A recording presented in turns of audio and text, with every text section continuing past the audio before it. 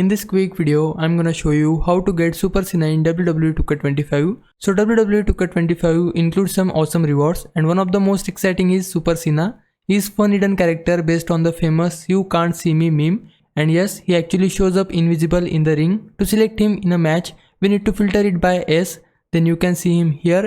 But to play with him, we have to firstly unlock him by playing through the My Rise mode. Here's how to do it. As you progress in the My Rise, you will meet an NPC called Troy Simkin in the hub area.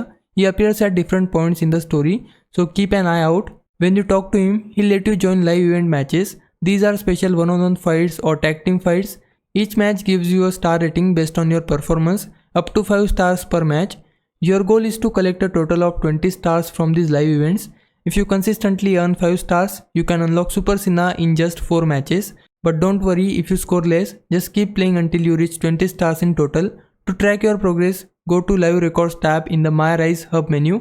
Once you have earned 20 stars, Super Cena will unlock automatically. He comes with an invisible body, a 100 overall rating, and you'll also get a Sapphire Super Cena card in My Faction mode.